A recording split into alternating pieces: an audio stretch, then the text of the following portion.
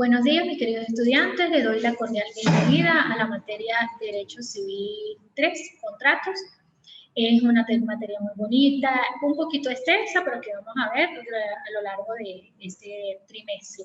Mi nombre es Mayra Alejandra Maldonado, soy abogada, soy la profesora que los voy a acompañar en esta hermosa materia, donde vamos a hacer un recorrido por todo lo que es el tema contratos.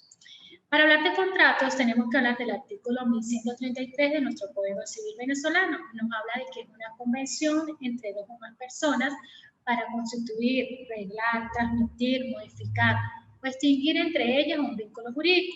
También tenemos otras acepciones u otros conceptos que nos hablan acerca de contratos y que podemos encontrar en diferentes bibliografías. Les recomiendo un libro de Eloy Maduro Luyando o cualquier bibliografía que puedan utilizar con la materia de contratos. No tengo un libro como tal, pero pues les recomiendo que es un libro bueno con el que yo trabajo. También habla de que el contrato constituye una especie de convención, puesto que involucra el concurso de las voluntades de dos o más personas conjugadas para la realización de un determinado efecto jurídico, que puede consistir en la creación, regulación, transmisión, modificación o extinción de un vínculo jurídico de naturaleza patrimonial. No es necesario que las manifestaciones de voluntad en los contratos sean idénticas, sino basta que se conjuguen o se complementen y coincidan en la realización del efecto jurídico, en ese caso que se requiere. Siendo una convención, no hay duda de que el contrato pertenece a los negocios jurídicos bilaterales y está caracterizado por la concurrencia de dos o más manifestaciones de voluntad que al conjugarse producen determinados efectos para todas las partes. En este caso también el contrato regula los vínculos jurídicos de carácter patrimonial susceptibles de ser valorados desde un punto de vista económico.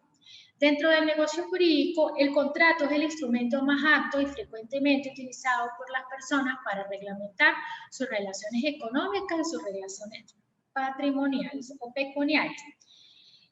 El carácter eminentemente patrimonial de estas obligaciones objeto de contrato es quizás el signo peculiar del mismo y lo que permite distinguirlo de la convención propiamente dicha, reservada para las relaciones jurídicas de carácter extrapatrimonial.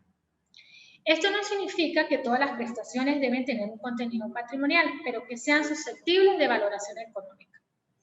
El contrato, en este caso, pues produce efectos entre las partes, siendo el contrato el resultado de la libre manifestación de voluntad de las partes contratantes o de las partes que se encuentren allí, e imperando en el derecho moderno el principio consensualista, es obvio que sea de obligatorio cumplimiento para las partes, quienes así lo han querido y consentido en limitar sus respectivas voluntades. Precisamente por esto se llama un contrato. El contrato es una fuente de obligaciones, constituye una de las principales fuentes de obligaciones y quizás la que engendra mayor número de relaciones obligatorias. No hay duda que es una figura desencadenante de derechos y deberes de comportamiento y de conductas. En el contrato genera el principio de autonomía de la voluntad. Es el fundamento y es uno de los fundamentos obligatorios del contrato. A pesar de todas las limitaciones al principio de la autonomía de la voluntad o por intervención del Estado, este sigue siendo el fundamento de su obligatoriedad, todo lo que conduce a darle plenos efectos jurídicos a todos los contratos.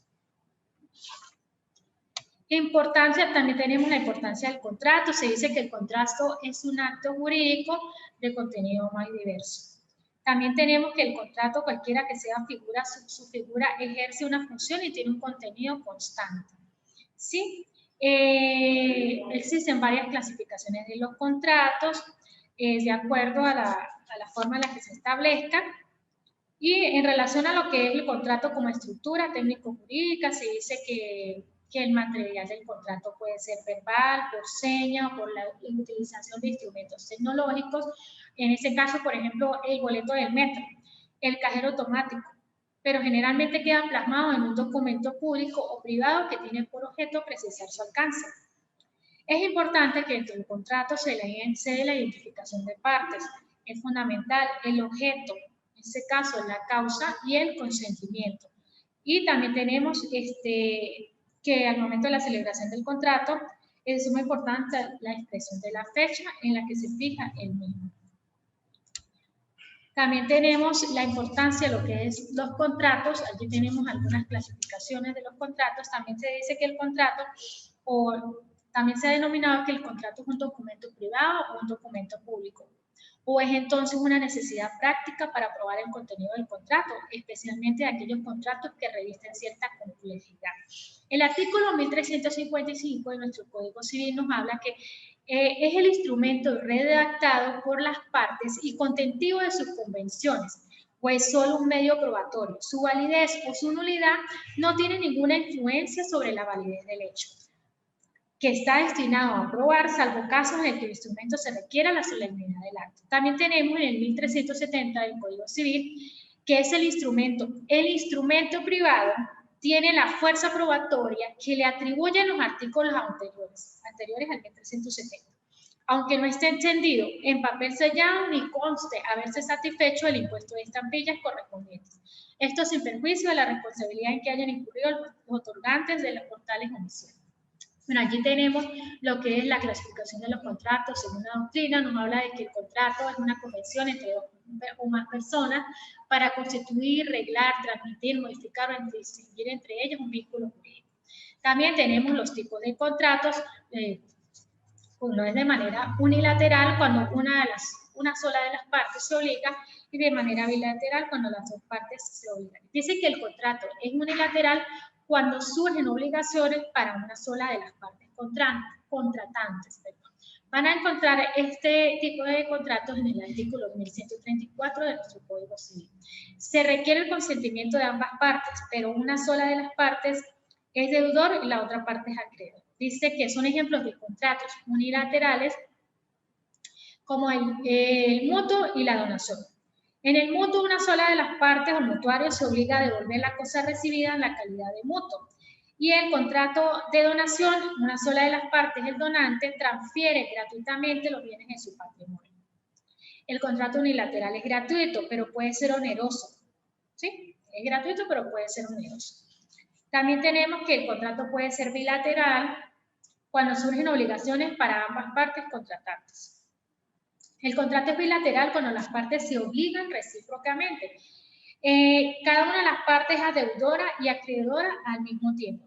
Entre los contratos bilaterales tenemos la venta, el arrendamiento, porque en estos casos el vendedor se obliga a transmitir la propiedad de una cosa y el comprador se obliga a pagar una suma o una cantidad exigible de dinero por esta condición. Aquí también tenemos lo que tiene que ver con el contrato bilateral, donde hay ventajas para ambas partes. La característica fundamental de este contrato bilateral es la reciprocidad de las obligaciones, donde nacen simultáneamente, por ejemplo, la venta de contado, aun cuando nadie impide que alguna de ellas pueda hacerlo como venta a crédito, ¿sí? También tenemos por allí los contratos perfectos que generan obligaciones principales y correlativas, y los sinalagmáticos imperfectos, que constituyen una de las categorías más discutidas en la doctrina y que es aceptada por algunos de los autores y rechazada por otros. También tenemos la importancia de los contratos unilaterales y bilaterales. Dice, cuando una de las partes no ha cumplido con su obligación, la otra puede pedir la terminación del contrato y las partes vuelven a la situación en la que se encontraban antes de celebrar el contrato.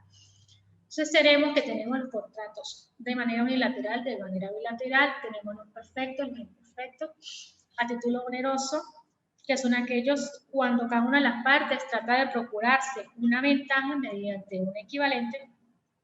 Y como la característica principal del contrato oneroso es que las partes persiguen al cumplir su prestación una contraprestación que les sirva de equivalente o de ventaja.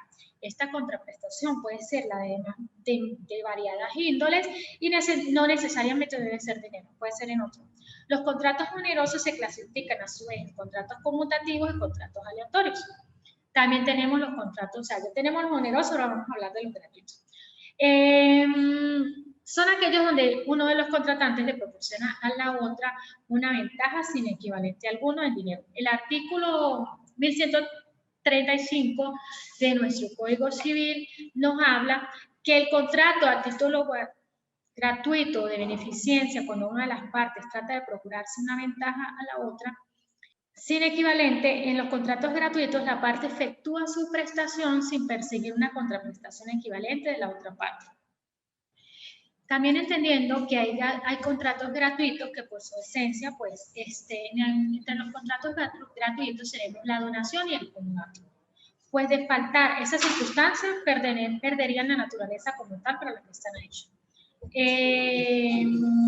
También tenemos lo que es por su forma, también tenemos los contratos conmutativos. Allí tenemos los contratos solemnes que requieren de sus formalidades y los no solemnes. También tenemos la mayoría de los contratos onerosos. Aquí tenemos otro tema que tiene que ver con la parte de los contratos conmutativos y los contratos aleatorios, que es una subclasificación de los contratos onerosos. Dice que los contratos conmutativos, la determinación y extensión de las prestaciones es fijada por las partes en el momento de la celebración del contrato. La gran mayoría de los contratos onerosos son conmutativos, como por ejemplo la venta, el arrendamiento, pues en ambos tipos de contratos las partes conocen desde la celebración del contrato la estimación del valor de la ventaja que se ejecutará o que se dará al ejecutarlo. Entre el contrato es aleatorio cuando para ambos contratantes o para uno de ellos la ventaja depende de un hecho casual. O sea, el alia es la causa del contrato aleatorio. El caso típico del contrato de seguro, pues la prestación de las partes varía según ocurra o no el riesgo del asegurado y en caso de la época en que ocurra el riesgo. O sea, esto puede ser un ejemplo de un contrato aleatorio. También tenemos por allí el contrato de compraventa de una cosa futura o la compraventa de una herencia o la venta de un inmueble con expresión de proceso cabello. También tenemos la rescisión por lesión, que solo es aplicable a los contratos conmutativos.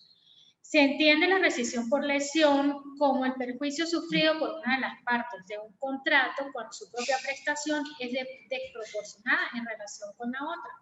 De allí que en tales casos se ve lo que es la lesión para decidir la rescisión del contrato. Cuando el alia no existe, el contrato es nulo por ausencia de una causa.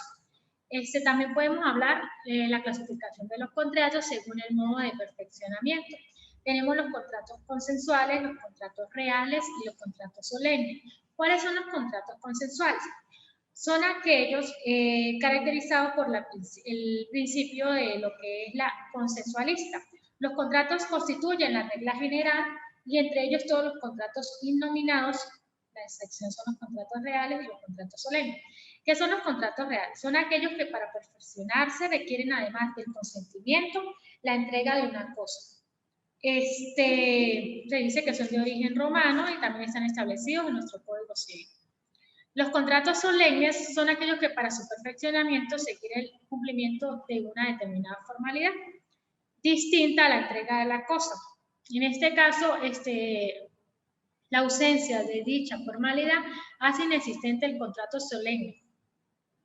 Se le denominan formalidades. La solemnidad consiste en el otorgamiento de un documento privado o público según lo determina la ley.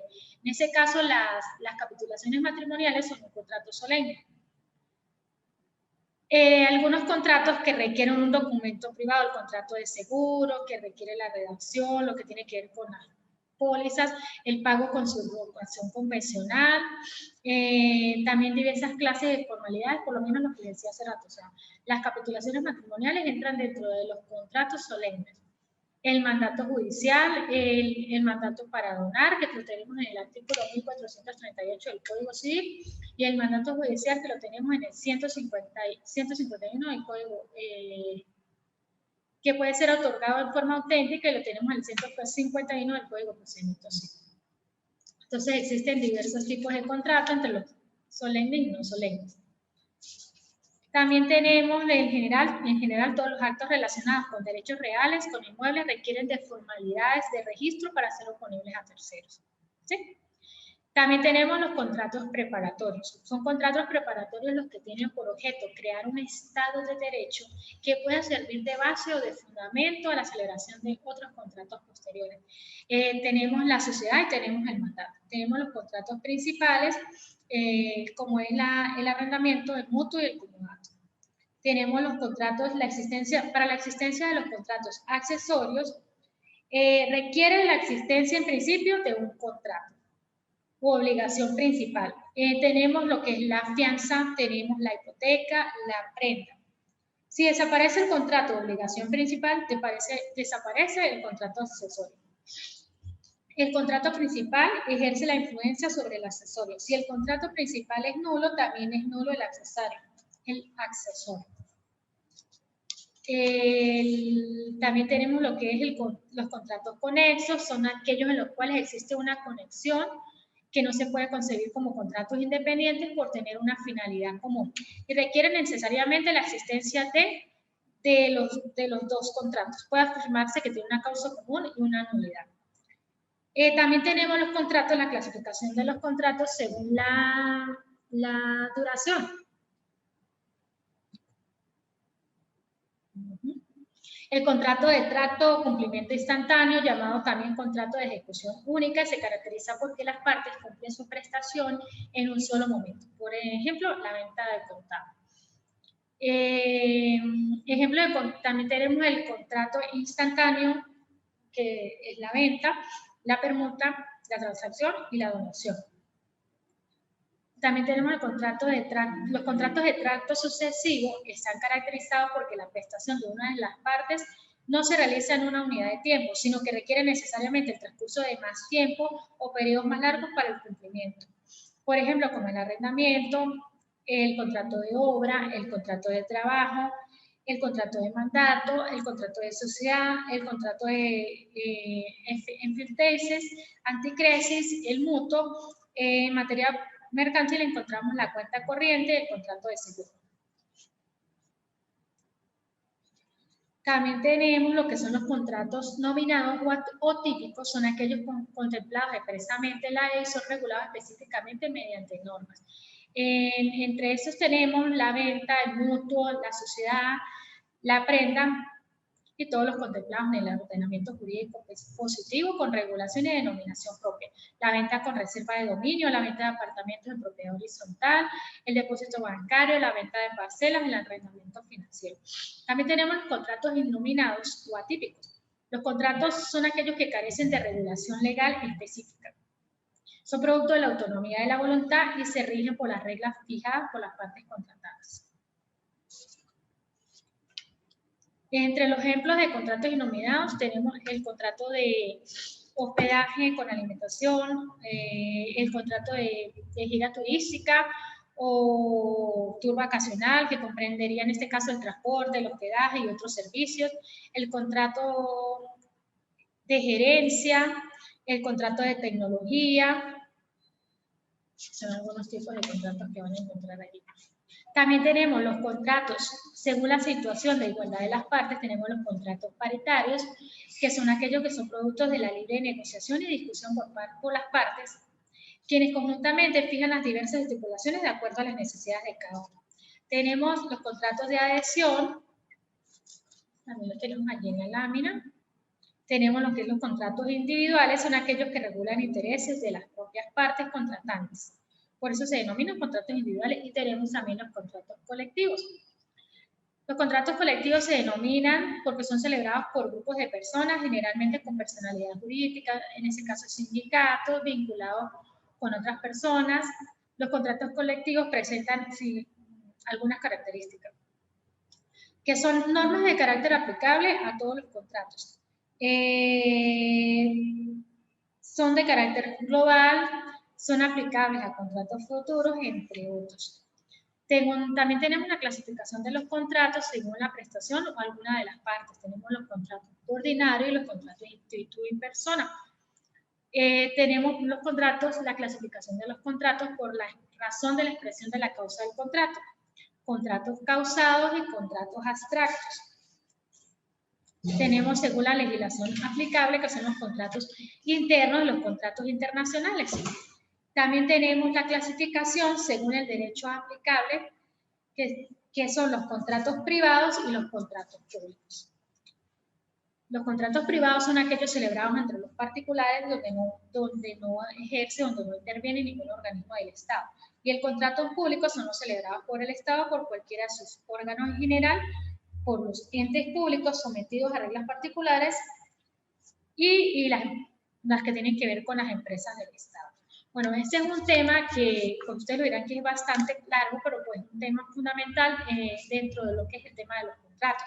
Quiero que tengan bien claro lo que es el concepto de contrato, que es una convención entre dos personas para regular, transmitir, y también los elementos esenciales al contrato, cuáles son los requisitos necesarios para que esté un contrato, que tienen que ver con el consentimiento, la capacidad, el objeto y la causa. Yo siempre le he dicho a mis estudiantes de contratos que es importantísimo manejar el tema del consentimiento, que el objeto pueda ser materia de contrato, que la causa pueda ser lícita, que el contrato, en este caso, el Código Civil en su artículo 1142 establece que el contrato puede ser anulado por incapacidad legal de las partes o de una de ellas, o en este caso, o en algún caso, por vicios de consentimiento. Es importantísimo que en la materia de redacción de contratos no nos dediquemos solamente a lo que es el corte y pega, sino que nosotros tengamos bien claro nuestros tipos de contratos y bien claro a la hora de redactar un contrato cuáles son los elementos necesarios para tal. Cada contrato es algo muy particular y es muy independiente porque la voluntad de las personas siempre va a ser diferente. Muchas gracias. Hasta luego.